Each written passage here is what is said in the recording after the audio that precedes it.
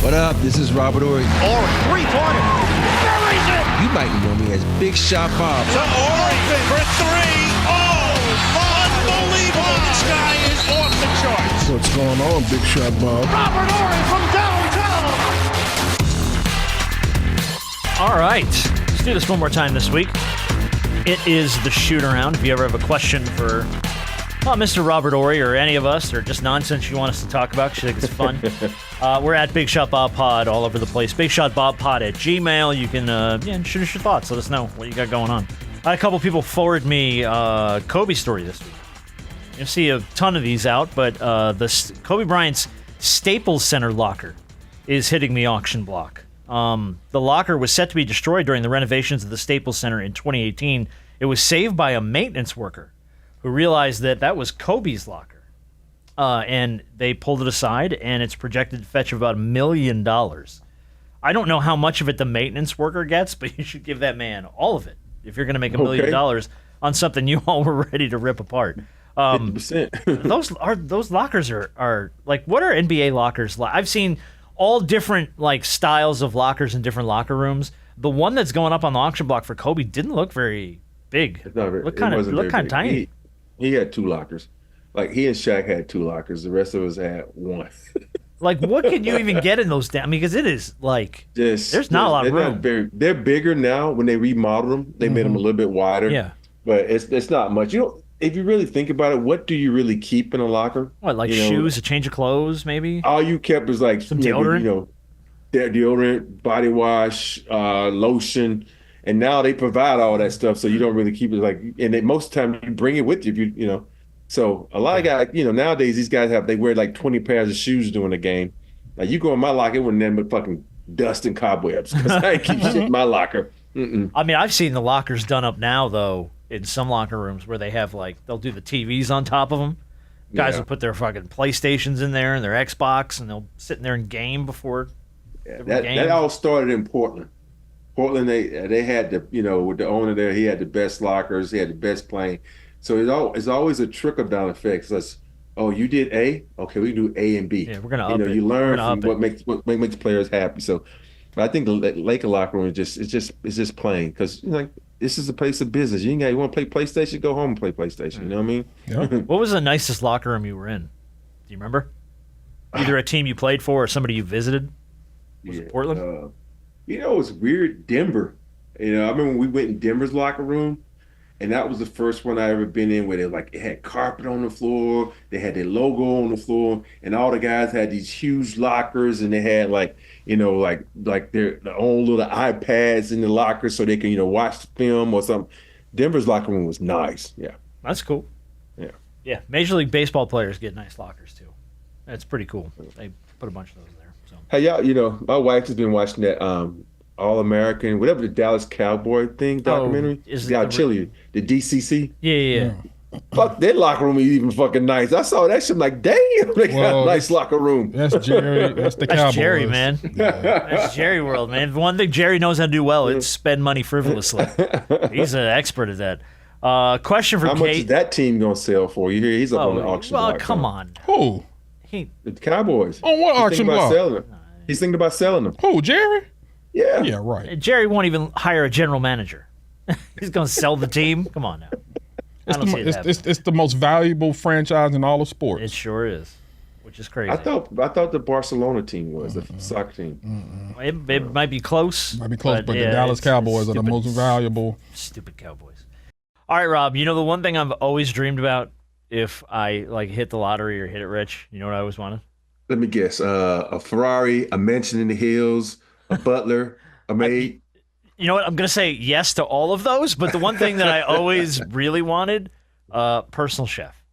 Like, every time I go to the doctor, she's like, you're doing good. You need to lose a little bit of weight, and that all comes with what you eat. And I'm like, I like to cook. This is coming from a guy who loves to cook, but all the meal prep and everything that's what I want. I want a chef.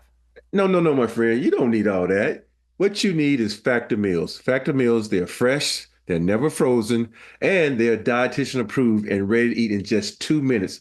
So being busy is no longer an excuse, my friend. So You'll always have the time to enjoy nutritious, no prep, no mess, great tasting meals. All right, yeah, I'm like reading through this now. I'm looking at all the things they have on here, and this is loaded. They offer chef-crafted meals with options like Calorie Smart, Protein Plus, and Keto. So if you're looking to lose weight, all that works. That's good for me. 35 different meals and more. 60 add-ons to choose from every week. The variety is unbelievable, and they offer restaurant-quality meals that feature premium ingredients like filet mignon, shrimp, and blackened salmon. So, yeah, I think you've kind of talked me into this, buddy.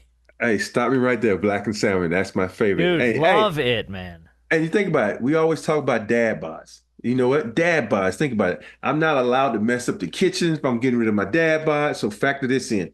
My kitchen time is at a minimum.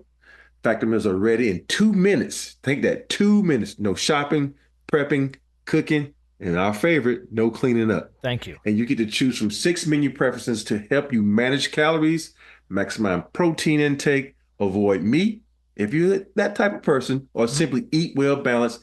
And I got a deal for you to get started. Yeah, I've got it right here. If you go to factormeals.com/BigShotBob50 and use that code BigShotBob50, you're going to get 50% off your first box, plus 20% off the next month if you sign up. Now, I got to tell you, 2 minutes to be done with dinner, no prep, no mess. Dude, sign me up. It's BigShotBob50 at factormeals.com/BigShotBob50. Get you 50% off your first box, 20% off the next month while your subscription is active. So thank you to our friends at Factor Meals for throwing us some food. I'm anxious to cook these things up and see how they are, and help keeping our podcast going here. Factor Meals is what's right for you in the fast life we live in. That's right, man. All right, question from Casey, Rob. How old were your kids when school started to recruit them? How young is too young? Because Braxton Miller's kid is only 11, and he's getting offers. So I sort of teased this story on the Tuesday show. This is my alma mater. Landon Miller, who's Braxton Miller's kid, is a 2031 prospect. He's the son of Ohio State quarterback Braxton Miller. Got an offer from FAU on Friday night. The Owls head coach is now Tom Herman. He used to coach in Houston. Coached Braxton Miller at Ohio State in 2012 and 2014. FAU was 4-8 last year. They offered an 11-year-old a scholarship. They do that all the time now. You'd be amazed at how many kids get offered scholarships when they show a little. They try to get in there first, make that loyalty side come into play, but loyalty is out the window now with NIL. There's no how much you gonna pay me, right? Yeah, exactly. So, but when you went through the recruitment process, the kid, how old were your boys when people started recruiting? Sophomores, juniors. Okay, so that feels right. High school. Yeah, high school feels right. Middle school, I don't know. Like I remember when I got my first letter. It was from a little small school in Kentucky. It was Cumberland College, and they sent me a letter, and they even invited me to the camp, and I didn't want to go. So my mom and my high school coach made me and a friend go. And let me tell you, I went to this camp. I won every award at this camp except one. And that was a slam dunk contest because I missed the dunk. I said I was the best thing at this camp. It was like, what the fuck's going on? I know I ain't this damn good now. But my parents and my coach made me go to Cumberland College. And I was like, man, this is some bullshit here. And we took the bus. Okay. And we took the bus. Well, yeah, that was pre-NIL, But this was during the time when that guy was snatching kids and little black kids in Atlanta. Oh, you're talking about during the Atlanta child murders? Yeah. Oh. And so me and my friend your ass Derek, was on a bus? Me and my friend Derek, God rest his soul, we would sit in the bus station literally like locked in arms like this. We were scared as shit. Think about it. We were freshmen in high school. We were scared as shit. And they put your ass on a bus and sent you to Kentucky. Dude, we have no fucking money. We had to go on a bus, man. I wouldn't do that now. You're not putting me on a bus now. No. Sending me to Kentucky. That's not happening. Yeah. The Suns and the Celtics are going to have the highest luxury taxes ever, and they're higher than their actual payrolls. Yeah. Coming up. I know we talked about this a couple weeks ago. I just want to touch on it one more time because this is from Yossi Goslin on Twitter. Let's start with the Phoenix Suns. Their 2025-26 salary is $239.2 million. Their luxury tax bill, $341.3 million. It's $100 million more than their salary in luxury tax that they have to pay. And they ain't winning a thing. No, and this is the Suns. The total owed in the 25-26 season with luxury tax, $580 million. I'm unloading a lot of that shit. For one season with the Suns. But now, one of them you can't because Bradley Beal has a no-trade clause. I'm just saying, I'm unloading some of that shit. part of this was, okay, so let me give you a quote. The Celtics can only save money through a trade. We're going to talk about the Celtics salary pay luxury tax in a second here. For the Suns, they could easily save over $100 million by cutting Josh Okogie and declining David Roddy's option. You could save $100 million off that in luxury tax and salary.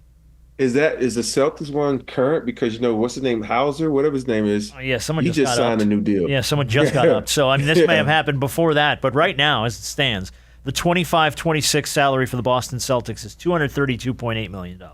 Their luxury tax bill, $282.5 million. So that's $50 million more than their salary. They don't care. The total for that season is going to be $515 million. Yeah. See, that's what Golden State was a couple of years ago. Season for a single season. Hey, look, the trade-off of that is that you're a contender for years to come. Right. But now, I guess the question would be, for Boston, I feel like, okay, they've made the concession. They understand it. It's for them, it's probably worth it. If you're Phoenix, and you're spending more money than the Boston Celtics, and you have no idea what your future looks like, and you can't get nobody to come there and play, right? Hey. Like, I mean, number we're one, like, they don't want to go there. Number two, you ain't got no money. and I tell you what, and this is not, I mean, we're going to see obviously how it shapes out in the Olympics. Devin Booker ain't been a whole hell of a lot for Team USA. Yeah, it ain't his team though. I know, and it's like you only get limited minutes and you get limited touches and stuff, but it just hasn't been great. So, like, I don't know what the future is for Phoenix with all that kind of payroll tied up the way it's tied up. Hey. Like, what? You don't have any money to spend. You can't afford to take another payroll hit. Your luxury taxes, you're paying $500 million. They're gonna have to at some point in time. You either gotta hope that KD gonna want to walk. This is one of those times where I guess you look at it, it's like, Lord, I hope KD will walk in another year. So. Because now you can get some of that cap relief. Yeah. But because you can't do anything with Bradley Beal. He has a no trade clause. Right. And you just signed him. I know that's Devin Booker's team. Yes. And I know they're reluctant to trade him. But I feel like Book's going to be there. Yeah. So I don't know. Long road for Phoenix. Hey, not my money. No, hell no. Not this kind of money. Question from Corey. Do you guys believe in the Nick Castellanos voodoo? Do you know who Nick Castellanos is? Your name sounds familiar. Plays for the Phillies. Yeah. Ball player. He is the guy who homered in the middle of Tom Brennan's apology speech for using a racial slur on the air a few years ago. He was literally like mid-apology, and Castellanos homers, and he's like, and I'm sorry I used that language. There's a home run from Castellanos, and I'm going to go to try and be better. And man, like he was apologizing for using racial slurs. Right. Castellanos homers. Well, it has now happened since that moment when it went super viral. This has happened like a ton of times. Nick Castellanos has homered the day Osama bin Laden died, the day they were updating Charlie Manuel on the air about Charlie Manuel having a stroke, 10 minutes after Will Smith slapped Chris Rock, the day Vince Scully died, an hour after the death of Queen Elizabeth, the I-95 bridge collapse in Philadelphia, the Ocean Gate submarine explosion, the assassination attempt on Donald Trump, and the day Joe Biden withdrew from the presidential race. That motherfucker has homered every single time. So what you're saying is, anytime he homers, just expect something bad to Check happen. your phone. Yeah. Check your phone. Break out your Castellanos homered. What happened? Who's dead? That's crazy. And by the That way, is bananas. that list is pared down. I cut out like 10 or 15 things off that list. Wow. It goes on and on. And it is bananas. But my question is, sports jinxes. That's and I don't even know if that's a jinx. But it's like, man, It's like a superstition. It's weird, but like, do you guys believe in the Madden curse? I did for a minute, and until who was on the cover? I think it was Somebody broke it. yeah, someone broke it because he But- said he didn't believe in it. Yeah. Yeah. The Madden curse has gotten out of control though a little bit. I mean, well, God, I'm trying to let me see the history of the Madden curse. Let me see which ones there were on. I believe in a cooler though. The what? Yeah, a cooler. Yeah, you know, A-Rod was a cooler for a long time. Oh, whatever yeah. team he was on. True. The cover athletes Madden 22 were Patrick Mahomes and Tom Brady. So yeah, that's pretty much what got you there. Yeah, anyway, it's been a long road, and it seemed like every time somebody would hit the Madden cover, They get hurt. the something would next season. happen. Yeah. Something would happen. I mean, Michael Vick was on the year that all that went down. So yeah, the Madden curse I feel like is real. All right, It's a little something there to it. there might be something to it, but the Castellanos one scares the hell out of me. Yeah, that's crazy. That one's wild. Every time he homers, I'm like, what happened? Something happened. Check your phone. You talking I about wonder. something- I wonder if he tells people like, I'm not talking about that. At this know, point, I 'cause feel like he's got to because he's probably People asked gonna about it bombard him with constantly. it, though. He's Yeah. got to be asked about it all the time. I mean, it happened the day they tried to shoot Trump and the day that Biden withdrew from the election, which are the two biggest stories on the planet. That's got to be. So does these things happen before he hits a home run or after he hits a home run? Sometimes it's before, sometimes it's after, but it always happens on the same day. Hey, it'd be like, yo, some shit went down, Yeah, Cass. yeah. Oh, home run today. Hold up, let me get the betting apps out. That's depressing. Laying money on Castellanos to hit a home run. Because usually a home run, obviously a home run is it's an amazing time and it's a joyful event. But then for your joyful event to be connected to something that's catastrophic in a sense, that's got to be, when you sit back and think about it, that's got to be a little depressing. Well, I think it's depressing too in the sense that this is something that's probably he's going to be associated with forever. Forever. Like, it doesn't matter how great of a career you have or how many titles you win or whatever it is. This is going to be the association for the rest of your career. Yeah. Oh, every time you homered, some shit went down. Like, we need you out the game, sir. All right, let's end with the audio of the week this week. I love this because I just love this woman. This was going viral this week. This woman caught a couple in the shared apartment complex pool Oh, I saw this. getting down, like Yeah. fully having sex in the apartment complex pool, which there are so many horrible, disgusting things to lay into that about. But I love this happened? audio because you're going to hear her I saw pull this. her screen door open. You're going to Yep. hear the door open, and she goes off. Hey, I definitely just called security on the both of y'all nasty asses while you out here done took your dirty ass panties off in that nasty ass water. That's so fucking disgusting. Kids, get in that damn pool. You need to put your nasty ass panties back on, jump your ass back over that fucking balcony and get the fuck out that pool, cause that's so disgusting. All the places you can have sex, you gonna choose to have sex out here in the damn pool? That's so fucking nasty and dirty as fuck in a chlorine pool. Goddamn! And the cat came in at the end. Goddamn! That's probably why they decided to do it. They said, well, the chlorine to kill it.